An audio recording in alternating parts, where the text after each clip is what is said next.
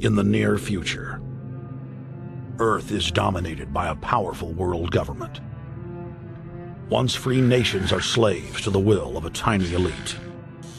The dawn of a new dark age is upon mankind. Countries are a thing of the past. Every form of independence is under attack, with the family and even the individual itself nearing extinction. Close to 80% of the Earth's population has been eliminated. The remnants of a once free humanity are forced to live within highly controlled, compact, prison-like cities. Travel is highly restricted. Superhighways connect the megacities and keep the population from entering into unauthorized zones. No human activity is private. AI supercomputers chronicle and categorize every action. A prison planet dominated by a ruthless gang of control freaks, whose power can never be challenged. This is the vision of the global elite, their goal. A program of total dehumanization, where the science of tyranny is law. A worldwide control grid, designed to ensure the overlord's monopoly of power forever. Our species will be condemned to this nightmare future unless the masses are awakened to the New World Order master plan and mobilized to defeat it. Erected by a secretive group, the Georgia Guidestones are a testament to the elite's plan for a world religion, global laws, with a global court and army to enforce it. And set in stone, it is written that the population never rise above 500 million.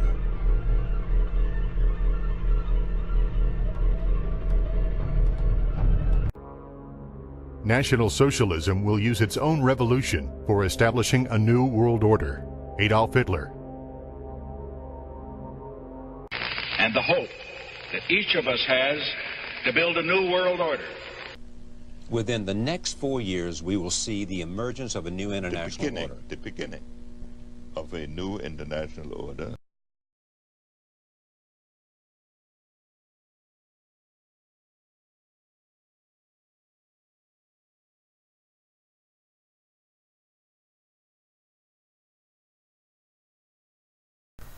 Folks, there is a new world order that's being created.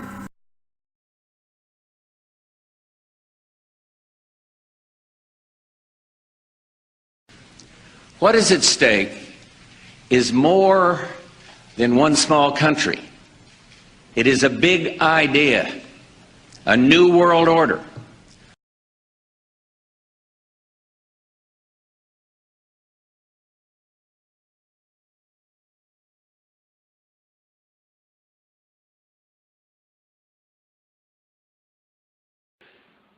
And after 1989, President Bush said, and it's a phrase that I often use myself, that we needed a new world order.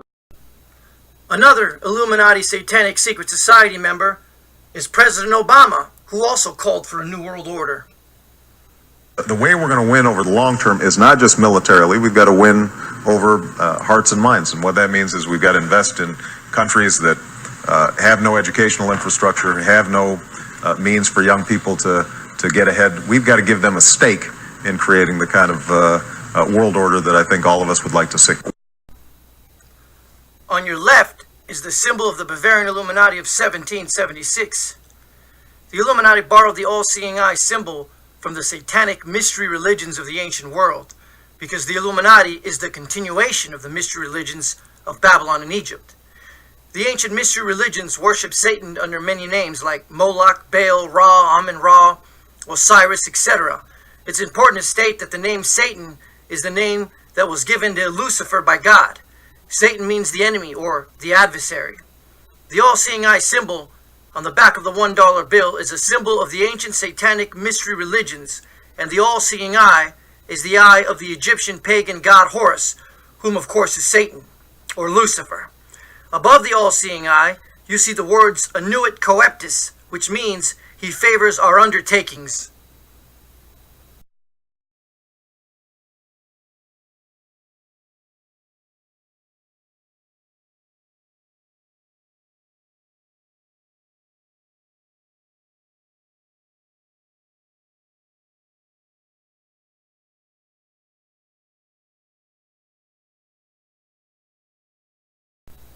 Now on the bottom of the pyramid, you see the Latin words Norvis Ordo Seclorum, which in English means the New Order of the Ages. It is also translated as New World Order, as countless Illuminati politicians have referred to it. And this is the ancient dream of Satan to establish a one-world global government. That's what the term Norvis Ordo Seclorum means. Another American Illuminati politician working to establish a new world order is Nancy Pelosi. And when they did that, they, as I've told you before, because I love it so much, they also created the Great Seal of the United States. And that Great Seal of the United States has on it Novus Order Seclorum, a new order for the centuries, for the ages, forever.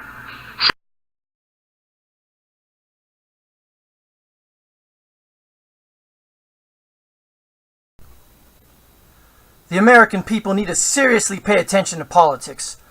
The Illuminati's term New World Order, also known as New Order of the Ages, is an esoteric phrase that is used by the Illuminati and their satanic secret society members, whom are in positions of political power and influence here in America and around the world. This is a phrase that they use to openly talk about establishing the Antichrist coming one world global government. And here we see George W. Bush, who was a member of the satanic secret society Skull and Bones, which was a branch off of the Bavarian Illuminati of 1776. And here he's talking about this ancient hope of a new world order, or the New Order of the Ages. When our founders declared a new order of the ages, they were acting on an ancient hope that is meant to be fulfilled.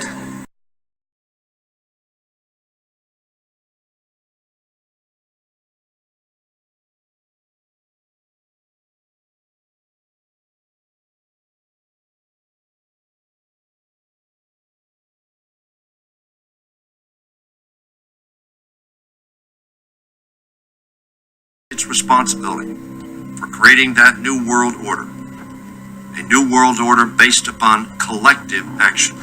In American foreign policy, are we at a special moment which is being redefined, or are we creating a new world order? Your class has an incredible window of opportunity to lead in shaping a new world order for the 21st century. America can retreat from that. I think we have to balance and adapt and adjust to the realities and the currents of this new world order. With Trump, I think you see the possibility, really for the first time ever, of a new world order that involves an even closer than before merger between the corporation and the state.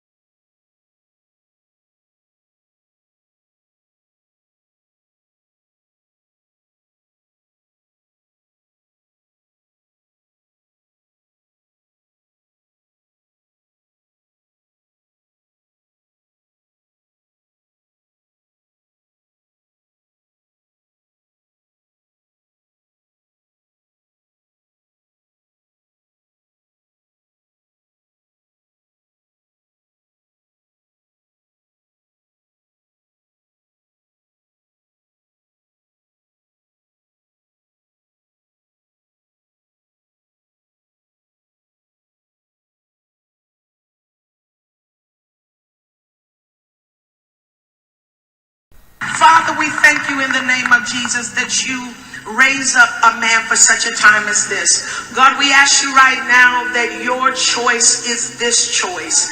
We believe, Lord God, that you ordain things. You said all authority is of you. Now, God, I ask that you would touch this man, Donald J. Trump. Give him the anointing to lead this nation. Breaking tonight, 2 weeks into a Donald Trump presidency, and we are already seeing signs of a new world order.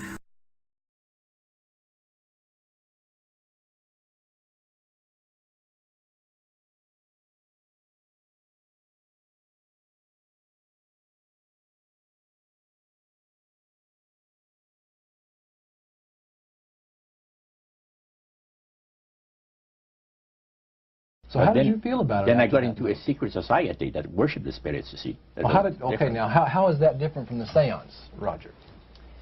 It happens that the seance are not involving in many ways.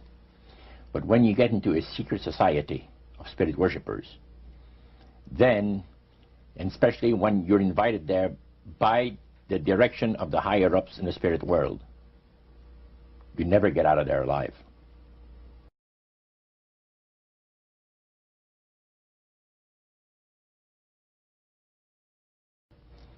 You said the supposed spirits of the dead that you're talking with are demon spirits. They're fallen angels. They're beautiful beings. Just set it out, just like that. Oh, yeah. It didn't make you uneasy when he said they were... Well, you know, it shocked you a little bit, you know. Something that you first hear mentioned to you. He said, you guys have got a great future ahead of you. Because we've been told, the high priest of our society, secret society, has been told that the master has very special plans for you too. Now, what did he mean by the master? Satan.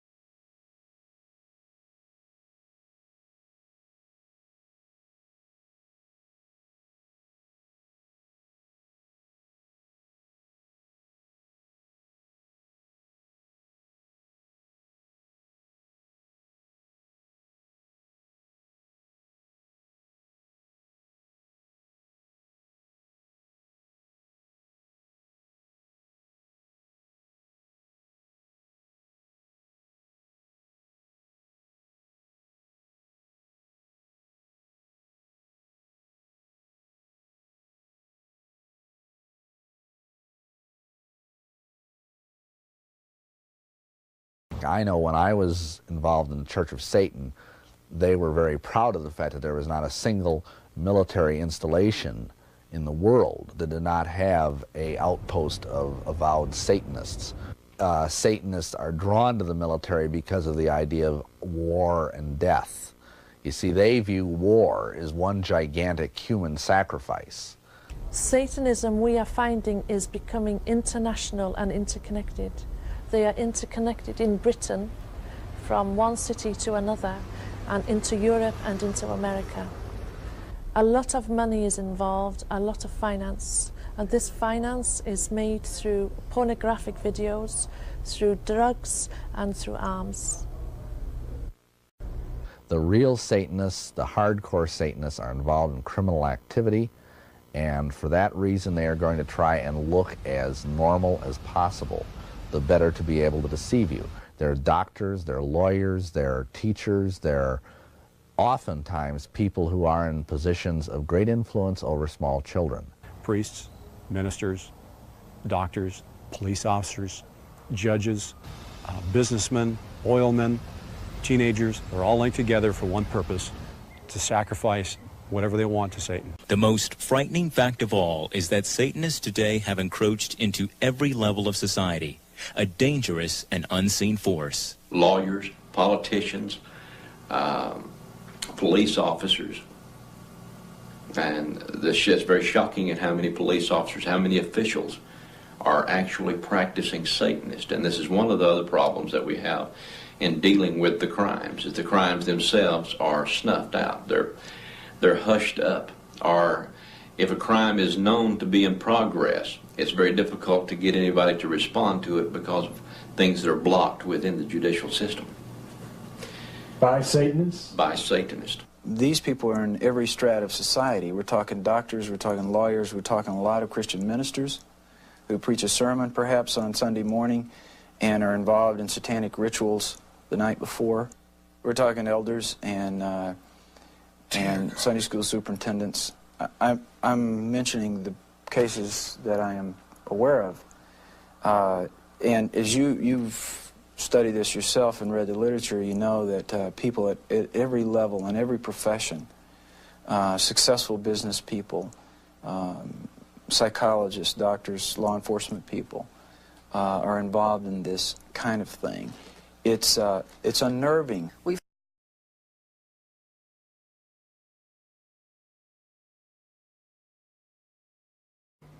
During these ceremonies, was Satan, the devil, ever referred to? He was called Lucifer.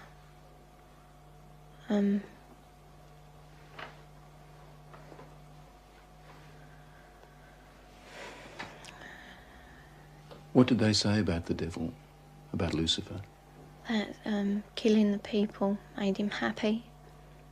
Sacrifices to please the devil. According to Teresa, the worst rituals took place at a house somewhere in the country. It was big, you know, expensive. From the front it looked like a castle. You know, it had a long drive and big double wooden doors. Do you think they were rich people then? Very rich.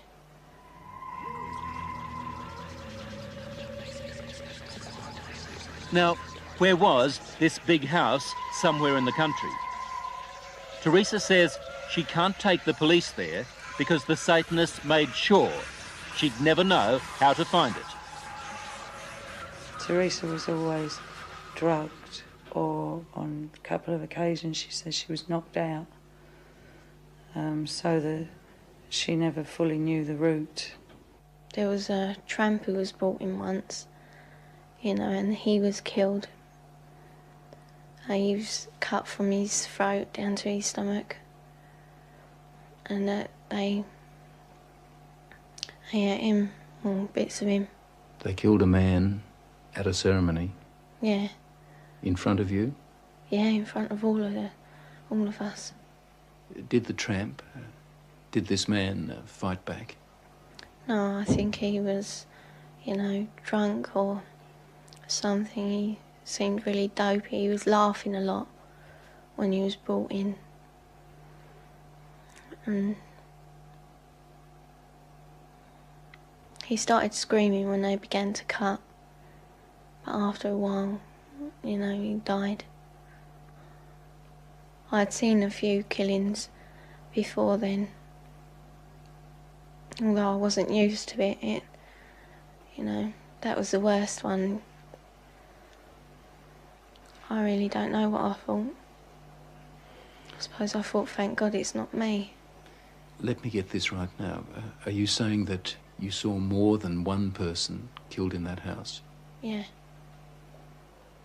I've seen loads of babies killed there. Just newborn babies.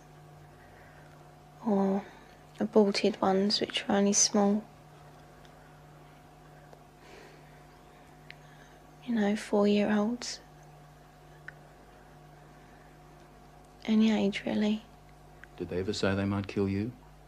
They threatened to kill my little girl, who, when I left, was still at the house. A friend? Huh? What little girl? My little girl, Alex. She's about 4 now. You mean you had a child? Yeah. How old were you when you had that child? 11. Motherhood at the age of 11. Never talked about But from what Teresa told her mother, it wasn't the only pregnancy. We think about 7 or 8 times. It's hard to say.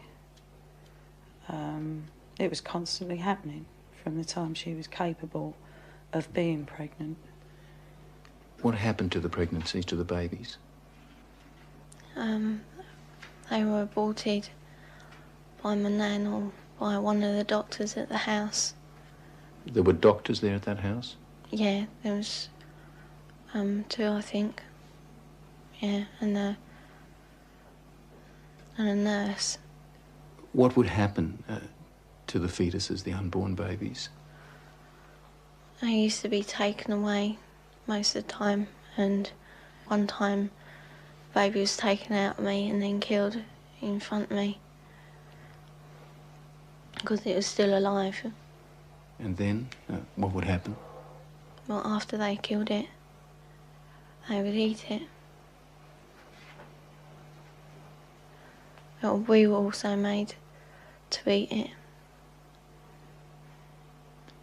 You were made to eat your own fetus? Yeah. Who made you do this? My nan. It would be hard to imagine more misery and suffering than what Teresa says she's had to endure. And us kids would be made to do things with the adults and the animals, and then a sacrifice would happen. The sacrifice, were these animal sacrifices? Animals and people. On what scale do you think this was happening? Enormous, far beyond what we've ever heard of here before. Teresa's mother, Bridget. You're talking about mass murder? Yes, on a scale that this country's never heard of before. Teresa's story, her account, doesn't really surprise you? It doesn't surprise me in the light of satanic abuse, no. Do you get frustrated with people who just won't accept that these things do happen? Yes, because I've worked with murderers in prisons for years. Not that long ago, a boy was found in a forest in southern England without a head. We have no doubts that men can do that. And yet when we start talking about men within Satanism who actually believe in evil and it's the right to express evil, we suddenly have a doubt.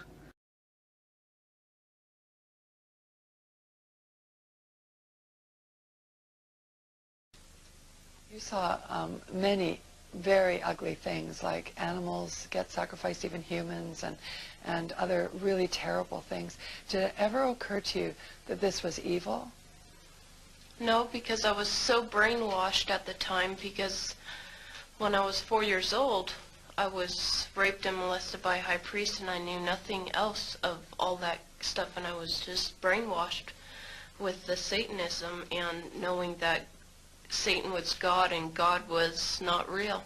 Satan was God for me. And I thought, yeah, I was so numb to it, really. How did you view Christians back then? I hated them because they had no power. Like, I heard so many times that, you know, God was real and Jesus was so true. But I didn't see the power working throughout the church. In fact, I saw Satanists working also in the church, and Satanists tithe more than Christians do. What is the primary goal or purpose of Satanism? Yeah, their purpose is to rule the world. What was your purpose? My purpose was to get all the power that I could and to get as high up as I could. You have explained to us that there was human sacrifice that went on inside of the Satanic Church and inside of Satanic ritual. Can you tell us how this was done? How did they murder people? All the children's posters that you see that are missing, they're pretty much dead. They have underground caverns in the mountains, and they keep the children and the kids and the women and men there. And then at a certain time in mid-September, October, they take them out, and they're so... Remember when I told you I could make people get away from me? Like, they'd make the people so numb with curses and stuff, and they'd also drug them up, and they'd take a sacrificial knife and they'd start from the chest and move all the way down to your abdomen. And then that's how they sacrificed, and they collect the blood and they drink it. When the mid-September through mid-November, they sacrifice babies and nothing but babies because they need the pure blood of the untainted children. And I was really... I didn't understand what it was like. I just can't believe I'm seeing this. Every year of my life, I've experienced that. And that was the hardest part for me, is like hearing those babies literally scream and cry. And then seeing their blood flow.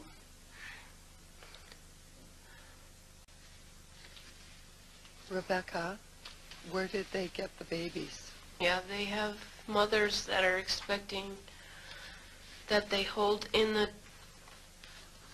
church, and they also have people that they kidnap and they impregnate them through whatever, and they get babies from everywhere. Why is it that no one knows this? Because there's Satanists in the police force and also in the government, the army. They're everywhere. They're even on the council of, the representatives of the United States also. And they're silenced because this is not being exposed because they don't want it to be exposed. Rebecca, what happens to the people that want to come out of Satanism? They get killed. They get followed. They get taken. They get sacrificed in front of the congregation of the Satanic Church. Why? Because they know too much information about the Satanists and who their names and places of where they keep the people underground, and they just know too much information. It's like being in a gang or in a mafia. You don't get out alive without consequences. Is this difficult for you to talk about? It's really difficult because, I feel really scared because I don't know how to tell everybody that's out there that I came out, because I'm not sure if anybody's going to believe this because it's so much like a fantasy. Warfare is real. We're born into a war, and you'd be very foolish not to understand that because demons are real.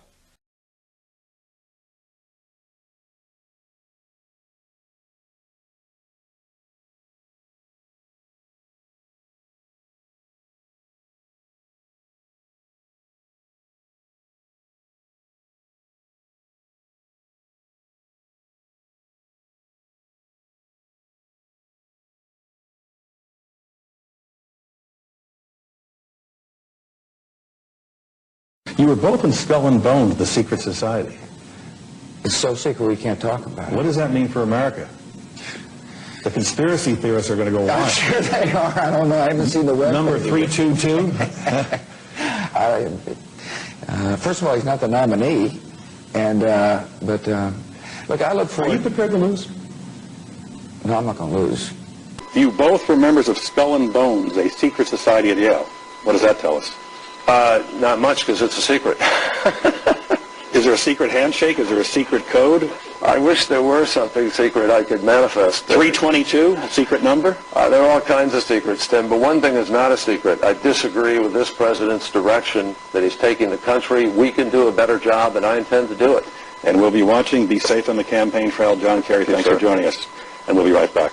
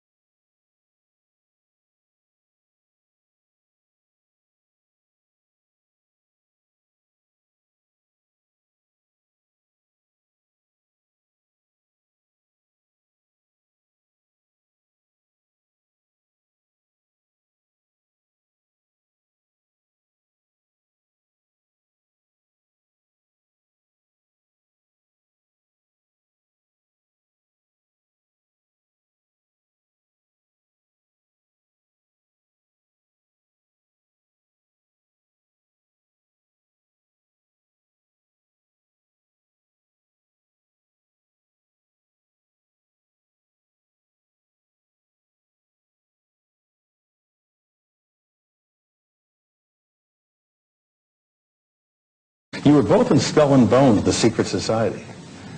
It's so secret we can't talk about it. What does that mean for America?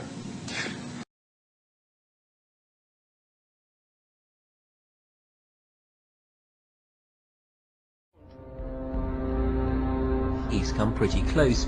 She was part of a team that successfully recorded part of the initiation ceremony that takes place in the tomb's courtyard. Okay, you have the doorway here. Yeah. Okay, then to the right you have a hedge, and then you have an evergreen tree. If you follow that line straight back, courtyard's in there. Ah, I So that's where they have the ceremonies in the outdoor part of it. Part of it was indoors. So we only got to see the outdoor part. Right. We only got and to listen to the outdoor part. God only knows what went on indoors. And what did you hear? What was it you know? You managed to get this unique it was disgusting.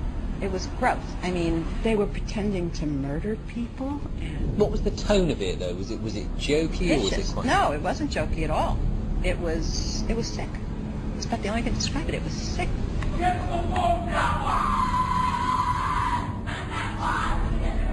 What you're hearing is the first recording ever made of the Skull and Bones initiation ceremony. It has never been broadcast before.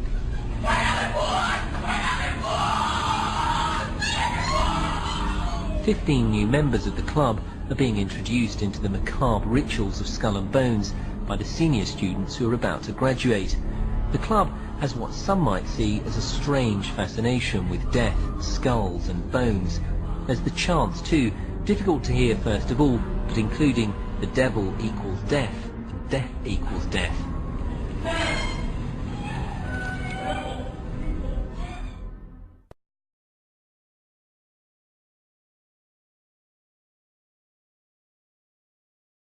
Skull and Bones is a springboard for a young man to be brought in, trained, conditioned, imbued with these doctrines, and then placed into positions of power to carry out the agenda of the older secret societies.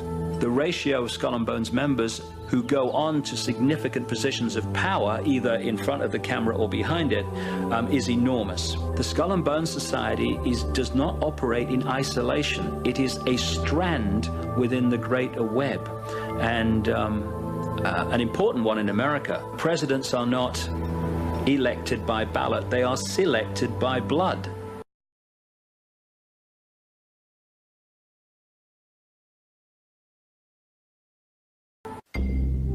The Skull and Bones Society is founded in 1832 by 15 seniors at Yale University in New Haven, Connecticut.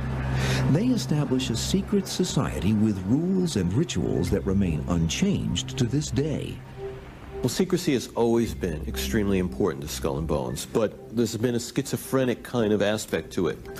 For instance, you know, throughout the early 1900s, the New York Times would often publish, sometimes on the front page, the names of the new Skull and Bones initiates. And the Yale class books would, up until the 1960s, publish the names of each class of Skull and Bones. Still, even though their identities were known, what they did inside the tomb was still supposed to be top secret. The tomb is the Skull and Bones Clubhouse, a 3-story, almost windowless brownstone on High Street. When I was an undergraduate, and I lived next to it, it's a very spooky kind of place, and you could project all sorts of fantasies about what sort of spooky and horrific things were going on inside, just from the sense it gave of the intimidating kind of aura it had. 10 years after he graduates in 1968, Ron Rosenbaum sets out to penetrate the confines of this secret society.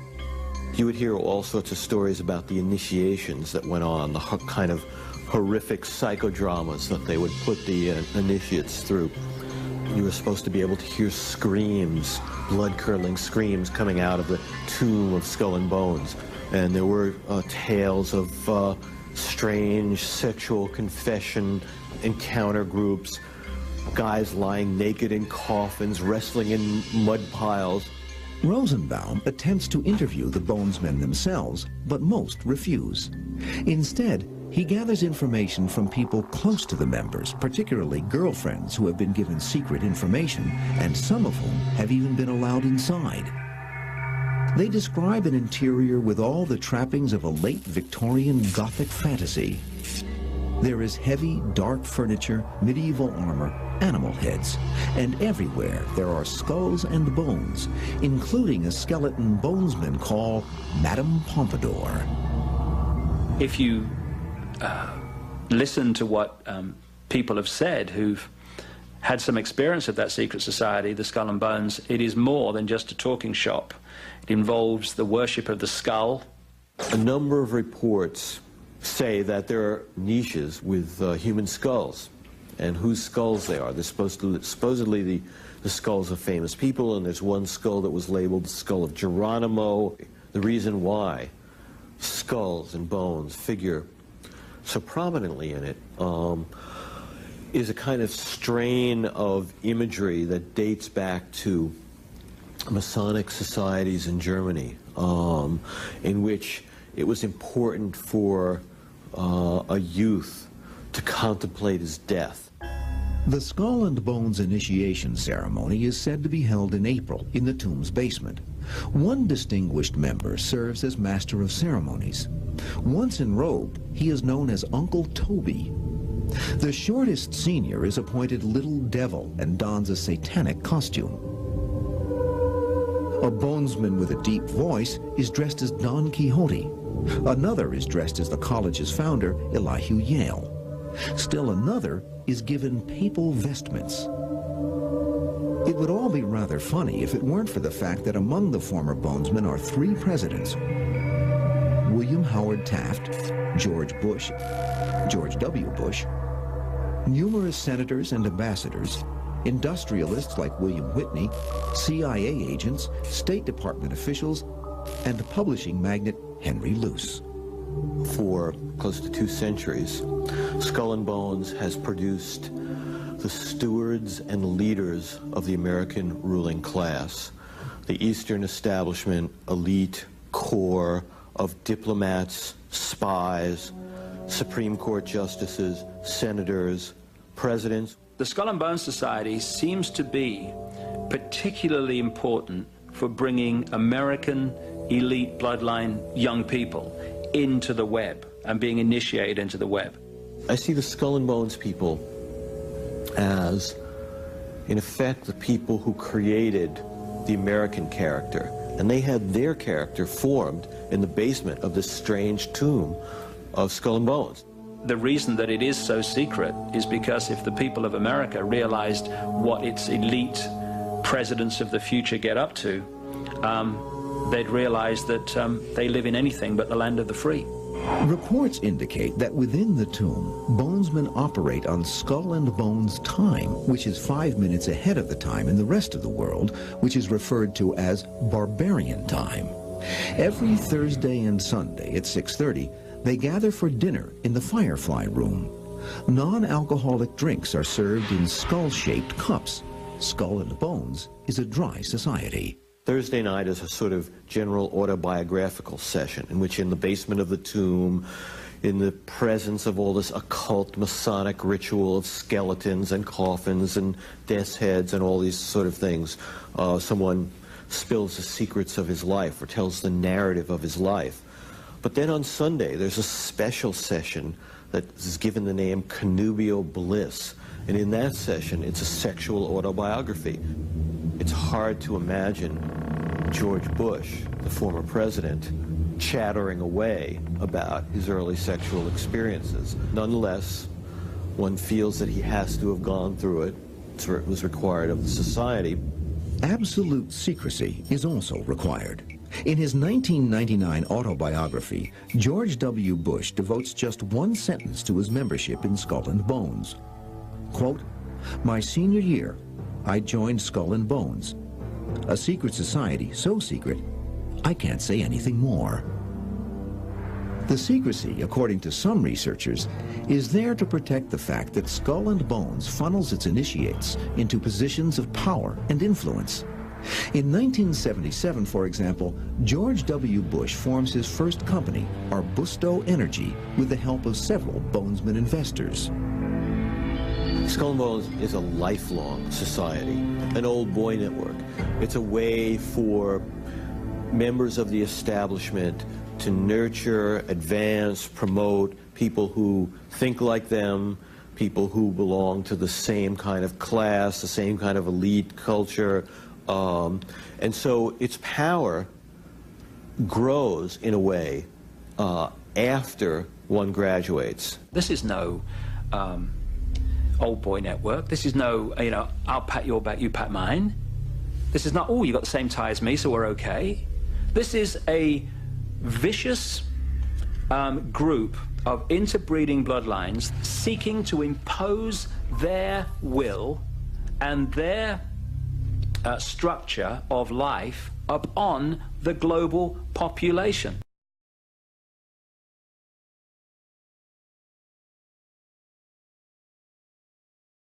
The Freemasons are the connective tissue that have carried ancient knowledge all the way through the centuries up into the modern secret societies. Freemasons arrive in America as early as the 1730s, and very quickly they establish a membership roll of prestigious colonists. Of the 56 signatories of the American Declaration of Independence, 50 were known Freemasons, only one was known not to be. George Washington's first inauguration in 1789 was a Freemasonic ritual. Look at the pictures.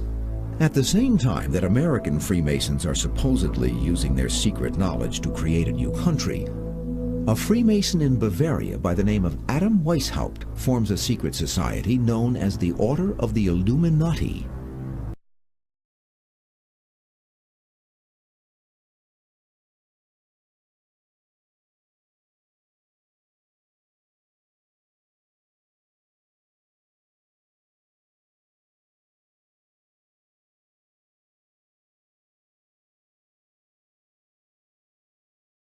The Illuminati were not just involved, they were the driving force behind the creation of what we now call the United States. Ike and others point to the fact that the Illuminati's symbol, the pyramid with an all-seeing raised capstone, is also a symbol of American governance. The reverse of the Great Seal of the United States had this Illuminati symbol on it. And one of the great frontmen for the Illuminati in the 20th century, Franklin Delano Roosevelt, put it on the dollar bill, the same symbol. And if you look at the words above and below, it actually says, welcoming the arrival of the new secular order, the New World Order. And the New World Order is one of the code names for this Illuminati agenda. Even the most endearing of all American icons is believed by many to be a symbol of the Illuminati conspiracy. The most obvious symbol of the Illuminati through history has been the torch, or the lighted torch, or the flame. Illuminated ones, Illuminati. Now, the most famous lighted torch in the world is the Statue of Liberty, right, in New York Harbor. Now, of course, because of the propaganda, Americans see that as a symbol of they're in the land of the free. That Statue of Liberty was given to New York by French Freemasons from Paris. And in this topsy-turvy world, that is not saying in New York Harbor, look, this is the land of the free. What that's saying is, we're running the show, we're telling you, but you can't see it, can you?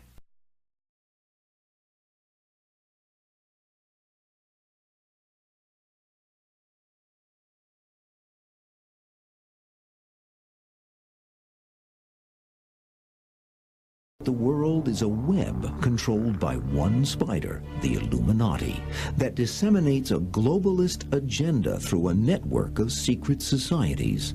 The inner circle of the web is made up of 3 organizations. The Bilderberg Group, the Council on Foreign Relations, and the Trilateral Commission have an interlocking leadership. The head of the World Bank, James Wolfensohn, is a member of this network. So is the head of the World Trade Organization. So is the Chancellor of Germany. So is the Prime Minister of Britain, Tony Blair, and a stream of Presidents of the United States, Secretaries of State, the last 6 Secretary Generals of NATO.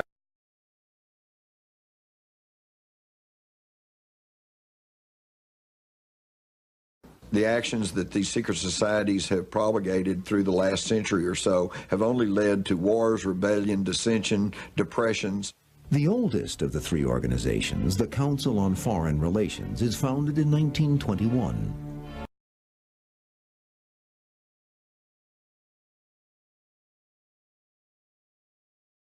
There's no greater example of the way the Council on Foreign Relations has manipulated history than looking at the profound effect that the United Nations has had on the world and its agencies. And the United Nations is with us because of the Council on Foreign Relations. A committee of the Council on Foreign Relations wrote the proposal. They handed it to Roosevelt, and he then announced it as if it was his policy. At the first meeting in San Francisco to launch the United Nations, 74 of the American delegation were members of the Council on Foreign Relations.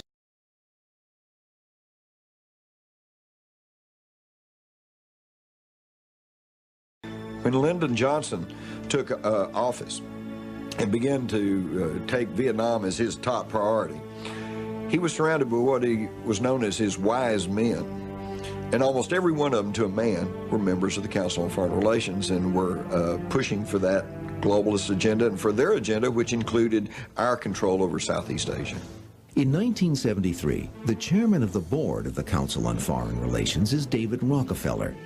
He brings together some of its most powerful members with elite private citizens from North America, Western Europe, and Japan to form a new 180-member group. It is called the Trilateral Commission. Most Americans really first became aware of these secret societies with the Jimmy Carter administration because Jimmy Carter, the peanut farmer governor of Georgia, was brought into the Trilateral Commission back in 1972. And within 4 years, he's groomed and runs and wins as president of the United States. I once had the opportunity to interview his budget director, Bert Lance. And I asked him, well, you know, what's the deal about the Trilateral Commission? And he simply smiled and he said, I was the only member of the cabinet that was not a member, and now I'm out. Further proof of the group's influence, according to Mars, comes in 1980 when Ronald Reagan, who is not a member of the Council on Foreign Relations or the Trilateral Commission, runs for president.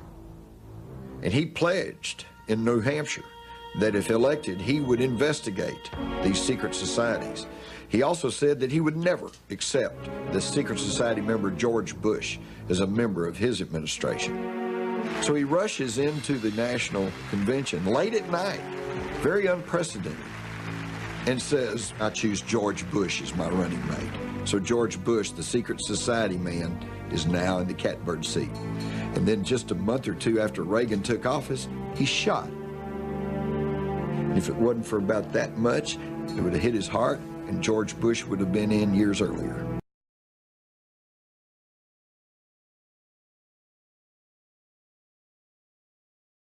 I remember covering a Trilateral Commission meeting some years ago in which they advocated a 10-cent a gallon federal tax increase on gasoline in the United States. That meeting ended with their farewell, Monday morning farewell as usual. On Tuesday, the Washington Post came out in favor of, you guessed it. When you've got organizations which bring together the most influential people in power from around the world, who meet in secret, who try as much as they can to keep knowledge of the event quiet, and then their policies become policy in fact in the world, then you start to surely ask very serious questions.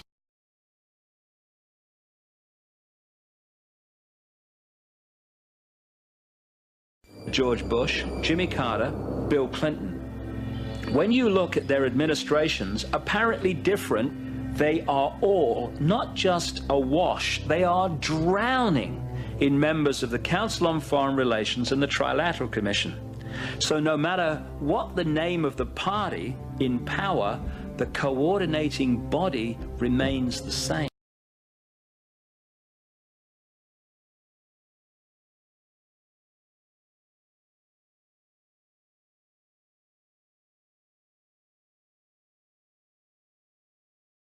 There is in truth a hidden hand that's working behind the scenes, behind all these apparently unconnected organizations.